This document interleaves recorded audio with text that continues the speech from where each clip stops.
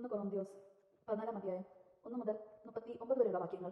പ്രവചനപരവും ഭാഷാപരവും. സ്നേഹമായിരിക്കട്ടെ നിങ്ങളുടെ ലക്ഷ്യം. അതേസമയത്ത് ആത്മീയ ദാനങ്ങൾക്കായി പ്രത്യേകിച്ച് പ്രവചനത്തിനായി തീക്ഷ്ണതയോടെ ആഗ്രഹിക്കുന്നവൻ ഭാഷാപരമുള്ളവൻ മനുഷ്യരോടല്ല ദൈവത്തോടാണ് സംസാരിക്കുന്നത്. അവൻ പറയുന്നത് ആരും ഗ്രഹിക്കുന്നില്ല. അവൻ ആത്മാവിനാൽ പ്രചോദിതനായി രഹസ്യങ്ങളെക്കുറിച്ച് സംസാരിക്കുന്നു. നേരെ മറിച്ച് പ്രവചിക്കുന്നവൻ മനുഷ്യരോട് സംസാരിക്കുന്നു. അത് അവരുടെ ഉത്കൃഷ്ടത്തിനും പ്രോത്സാഹത്തിനും ആശ്വാസത്തിനും ഉപകരിക്കുന്നു. ഭാഷാപരത്തോടെ സംസാരിക്കുന്നവൻ തനിക്ക് തന്നെ അഭിവൃദ്ധി കൈവരുത്തുന്നു. പ്രവചിക്കുന്നവനാകട്ടെ സഭയ്ക്കും നിങ്ങൾ എല്ലാവരും ഭാഷാപരത്തോടെ സംസാരിക്കുമെന്നും ഞാൻ ആഗ്രഹിക്കുന്നു. എന്നാൽ നിങ്ങൾ ശ്രമിക്കുന്നില്ലെങ്കിൽ ഞാൻ അത് കൂടുതൽ ഉത്തമം. ഭാഷാപരമുള്ളവന്റെ വാക്കുകൾ സഭയുടെ ഉത്കർഷത്തിനു വിധം ആരെങ്കിലും വ്യാഖ്യാനിക്കുന്നില്ലെങ്കിൽ പ്രചരിക്കുന്നവനാണ് അവനേക്കാൾ വലിയവൻ. സഹോദരരെ, ഞാൻ ഭാഷാപരത്തോടെ സംസാരിച്ചുകൊണ്ട് നിങ്ങളുടെ അടുക്കലേക്ക് വരികയും എന്തെങ്കിലും വെളിപ്പാടോ വിജ്ഞാനമോ പ്രവചനമോ പ്രബോധമോ നൽകാൻ സാധിക്കാതിരിക്കുകയും ചെയ്താൽ നിങ്ങൾക്ക് എന്ത് പ്രയോജനം? വീണ, കുഴൽ മുതലായ ആചേതനങ്ങളായ സംഗീത ഉപകരണങ്ങൾ പോലും പ്രതിദിതമായ ശ്രുതി പുറപ്പെടുവിക്കുന്നെങ്കിൽ അവയുടെ സ്വരങ്ങൾ തിരിച്ചറിയാൻ സാധിക്കുമോ? കാഹളധ്വനി അസ്പഷ്ടമാണെങ്കിൽ ആരെങ്കിലും യുദ്ധത്തിന് തയ്യാറാകുമോ?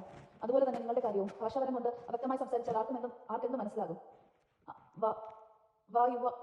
വായുവിനോടായിരിക്കും നിങ്ങൾ സംസാരിക്കുന്നത്. അർത്ഥമുള്ള അനേക ശബ്ദങ്ങൾ ലോകത്തിലുണ്ട്. എന്നാൽ ഭാഷയുടെ അർത്ഥം ഞാൻ ഗ്രഹിക്കുന്നില്ലെങ്കിൽ സംസാരിക്കുന്നവനും ഞാനും എനിക്ക് അവനും അന്യനായിരിക്കും. നിങ്ങളുടെ കാര്യം അങ്ങനെ തന്നെ. നിങ്ങൾ ആത്മീയ കാര്യങ്ങളിൽ ഉത്സാഹരായിരിക്കുന്നത് കൊണ്ട് സഭയുടെ ഉത്കർഷണത്തിനായി യത്നിക്കുവിൻ.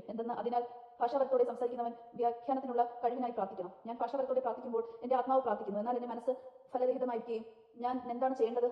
ഞാൻ എന്റെ ആത്മാവ് കൊണ്ട് മനസ്സുകൊണ്ടും പ്രാർത്ഥിക്കും, ആത്മാവ് കൊണ്ട് മനസ്സുകൊണ്ട് പാടുകയും ചെയ്യും. നേരെ മറിച്ച് നീ ആത്മാവ് കൊണ്ട് മാത്രം സ്തോത്രം ചെയ്താൽ നിന്റെ വാക്കുകൾ ഗ്രഹിക്കാൻ പ്രാണിയില്ലാതെ അന്യൻ നിന്റെ കൃതജ്ഞത സ്തോത്രത്തിന് എങ്ങനെ ആമേൻ പറയും? നീ ഉചിതമായി കൃതജ്ഞത ഉണ്ടായിരിക്കാം, എന്നാൽ അവരത് പരിഘോഷകമാവുന്നില്ല. നിങ്ങൾ എല്ലാവരെയും കൂടുതലായി ഞാൻ ഭാഷാപരത്തോടെ സംസാരിക്കുന്നുണ്ട് എന്നതിൽ ഞാൻ ദൈവത്തിന് നന്ദി പറയുന്നു. എങ്കിലും സഭയിൽ 10,000 വാക്കുകൾ ഭാഷാപരത്തിൽ സംസാരിക്കുന്നതിനേക്കാൾ ഞാൻ ഇഷ്ടപ്പെടുന്നത് മറ്റുള്ളവരെ പ്രബോധനത്തിന് 5 വാക്കുകൾ ബോധപൂർവ്വം സംസാരിക്കുന്നതാണ്. സഹോദരരെ, ചിന്തയിൽ നിങ്ങൾ ശിശുക്കളായിരിക്കരുത്. തിന്മയെ സംബന്ധിച്ചിടത്തോളം നിങ്ങൾ പൈതങ്ങളെപ്പോലെയും ചിന്തയിൽ പക്വമതികളെപ്പോലെയും ആയിരിക്കും.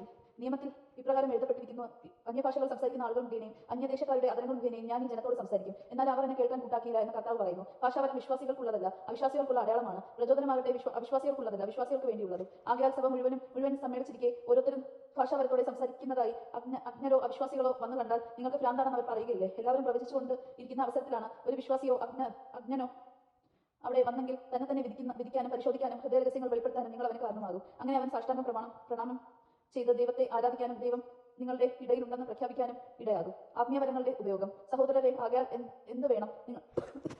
നിങ്ങൾ സമ്മേളിക്കുമ്പോൾ ഓരോരുത്തർക്കും ഒരു സങ്കീർത്തനമോ ഉപദേശമോ വെളിപ്പാടോ ഭാഷയോ വ്യാഖ്യാനമോ ഉണ്ടായിരിക്കട്ടെ. ഇവയെല്ലാം ആത്മീയ യോദ്കർഷത്തിനായി ഉപയോഗപ്പെടുത്തുകയും ചെയ്യട്ടെ. ഭാഷാപരത്തോടെ സംസാരിക്കുന്നെങ്കിൽ 2 3 പേർ മാത്രമേ സംസാരിക്കാവൂ. ഓരോരുത്തരും മാറി മാറി സംസാരിക്കുമ്പോഴും ഒരാൾ വ്യാഖ്യാനിക്കുകയും ചെയ്യണം. വ്യാഖ്യാനിക്കാൻ ആളില്ലെങ്കിൽ അവർ സഭയിൽ മൗനം ദീക്ഷിക്കുകയും ഓരോരുത്തരും തങ്ങളുടെ തന്നെ ദൈവത്തോട് സംസാരിക്കുകയും ചെയ്യട്ടെ. 2 3 പേർ പ്രവചിക്കുകയും മറ്റുള്ളവർ അത് വിവേചിക്കുകയും ചെയ്യട്ടെ. കുടിയിരിക്കുന്നവരിൽ ആർക്കെങ്കിലും വെളിപാട് ഉണ്ടായാൽ സംസാരിച്ചുകൊണ്ടിരിക്കുന്നവർ നിശബ്ദനാകണം. അങ്ങനെ നിങ്ങൾക്ക് എല്ലാവർക്കും മാറി മാറി പ്രവചിക്കാനും പഠിക്കാനും പ്രോത്സാഹനം ലഭിക്കാനും ഇടയാകും. പ്രചോദന ആത്മാവ് പ്രവാചകർക്ക് വിധേയമാണ്. എന്നാൽ ദൈവം കോലാഹലത്തിന്റെ ദൈവമല്ല, സമാധാനത്തിന്റെ ദൈവമാണ്. വിശുദ്ധരുടെ എല്ലാ സഭകളിലും പതിവുള്ളതുപോലെ സമ്മേളനത്തിൽ സ്ത്രീകൾ മൗനമായിരിക്കണം. സംസാരിക്കാൻ അവർക്ക് അനുവാദമില്ല. നിയമം അനുശാസിക്കുന്നത് പോലെ അവർ വിധേയമുള്ളവരായിരിക്കട്ടെ. അവർ എന്തെങ്കിലും പഠിക്കാൻ ആഗ്രഹിക്കുന്നെങ്കിൽ വീട്ടിൽ വെച്ച് ഭർത്താക്കന്മാരോട് ചോദിച്ചു കൊള്ളട്ടെ. സഭയിൽ സംസാരിക്കുന്നത് സ്ത്രീക്ക് ഉചിതമല്ല. എന്ത് നിങ്ങളിൽ നിന്നാണോ ദൈവവചനത്തിന്റെ ഉദ്ഭവം? അതോ ദൈവവചനം സ്വീകരിക്കാൻ സാധിച്ചത് നിങ്ങൾക്ക് മാത്രമാണോ? പ്രവാചകനെന്നോ ആത്മീയ മനുഷ്യനെന്നോ ആരെങ്കിലും തന്നെ കരുതുന്നുണ്ടെങ്കിൽ നിങ്ങൾക്ക് ഞാൻ എഴുതുന്ന ഈ സംഗതികൾ കർത്താവിന്റെ കൽപ്പനയായി അവൻ അംഗീകരിക്കണം. ആരെങ്കിലും ഇത് അംഗീകരിക്കുന്നില്ലെങ്കിൽ അവനും അംഗീകരിക്കപ്പെടുകയില്ല. ആകയാൽ എന്റെ സഹോദരരെ, പ്രവചനപരത്തിനായി തീവ്രമായി അഭിലാഷിക്കുവിൻ. ഭാഷാപരത്തോടെ സംസാരിക്കുന്നവരെ നിരോധിക്കേണ്ട. എല്ലാ കാര്യങ്ങളും ഉചിതമായും ക്രമമായും ചെയ്യും. ദൈവജനമാണ് നാം കേട്ടത്. നമുക്ക് ദൈവത്തെ സ്തുതിക്കാം. ക്രിസ്തുവിനെ സ്തുതി.